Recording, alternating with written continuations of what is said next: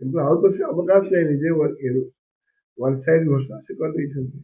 ଆଉ ତାର ଅବକାଶ ନାହିଁ ସ୍କୋପ ହିଁ ନାହିଁ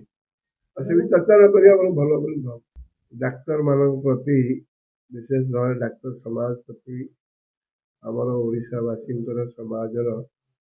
ସଦାସର୍ବଦା ସମ୍ମାନ ଓ ଶ୍ରଦ୍ଧା ରହିଆସିଛି ରାଜ୍ୟସଭା ପ୍ରାର୍ଥୀ ଘୋଷଣା ପୂର୍ବରୁ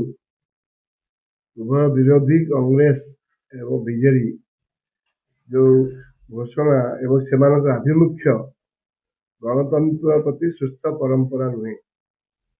ରାଜ୍ୟସଭା ପ୍ରାର୍ଥୀ ଚୟନ ଓ ଘୋଷଣା ପୂର୍ବରୁ ସୁସ୍ଥ ଗଣତାନ୍ତ୍ରିକ ପରମ୍ପରା ବଜାୟ ରଖିବା ପାଇଁ ବିରୋଧୀ ଦଳ ସମସ୍ତ ରାଜନୈତିକ ଦଳମାନଙ୍କ ସହ ଚର୍ଚ୍ଚା ଆଲୋଚନା କରିବା ଉଚିତ ଥିଲା এই ଅବସରରେ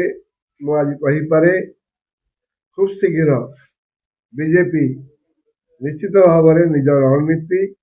ଓ ପରବର୍ତ୍ତୀ ପଦକ୍ଷେପ ପ୍ରସଙ୍ଗରେ ନିଷ୍ପତ୍ତି ନେବ ମୁଁ କହିଲି ନା ଦୂର ଭାବରେ ରାଜ୍ୟ ତରଫରୁ ଉପସ୍ଥାପିତ କରୁଛି ଆପଣଙ୍କ ସାମ୍ନାରେ ଖୁବ୍ ଶୀଘ୍ର ବିଜେପି ତାର ପରବର୍ତ୍ତୀ ପଦକ୍ଷେପ ରଣନୀତି ନିଷ୍ପତ୍ତି ନେବ ଏବଂ ଆପଣମାନେ ଖୁବ୍ ଶୀଘ୍ର ଜାଣିପାରିବେ ଏସବୁ ବିଷୟରେ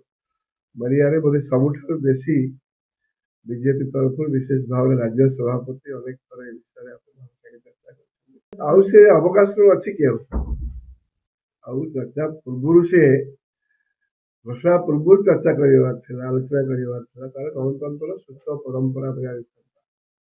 ଓଡ଼ିଶା ଗୋଟେ ବାର୍ତ୍ତା ଦେଇଥାନ୍ତା କିନ୍ତୁ ଆଉ ତ ସେ ଅବକାଶ ନାହିଁ ନିଜେ ୱାନ୍ ସାଇଡ୍ ଘୋଷଣା ସେ କରିଦେଇଛନ୍ତି ଆଉ ତାର ଅବକାଶ ନାହିଁ ସ୍କୋପ ହିଁ ନାହିଁ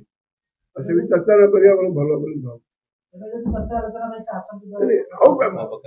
ଆଉ ତ ଅବକାଶ ନାହିଁ ସ୍କୋପ ନାହିଁ ଘୋଷଣା କରିସାରିଲା ପରେ ଆଉ ସେ ବିଷୟରେ ମୁଁ ଭାବୁଛି ଆମେ ମନ୍ଥନ କରିବା ଉଚିତ ଆମ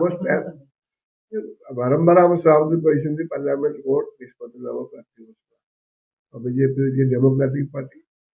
ବ୍ୟବସ୍ଥା ଅଛି ରାଜ୍ୟ ଇଲେକ୍ସନ ମିଟିଂ ବସିଥିଲା ଆପଣ ଜାଣିଛନ୍ତି ତାପରେ ପାର୍ଲାମେଣ୍ଟ ଭୋଟରେ ଦିଲ୍ଲୀ ନିଷ୍ପତ୍ତି ହୁଏ ଏବଂ ସେ ଅନୁସାରେ ଓଡ଼ିଶାର ସ୍ୱାର୍ଥ ରକ୍ଷା କଲା ପ୍ରାର୍ଥୀ ବିଜେପି ନିଶ୍ଚିତ ଆମେ କହିଲୁ ନା କହିଲି ଦୂର ଭାବରେ କହିଲି ଏ ଗଣତନ୍ତ୍ର ପ୍ରତି ସୁସ୍ଥ ପରମ୍ପରା ନୁହେଁ ଚର୍ଚ୍ଚା କଲେ ଭଲ ହେଇଥାନ୍ତା ସମସ୍ତ ଦଳମାନଙ୍କୁ ବିଶ୍ୱାସକୁ ନେଇକିରି ଆଉ ଏବେ ଘୋଷଣା ସରିଲା ପରେ ପ୍ରାର୍ଥୀ ଘୋଷଣା ଆଉ ତାର କୌଣସି ସ୍କୋପ ନାହିଁ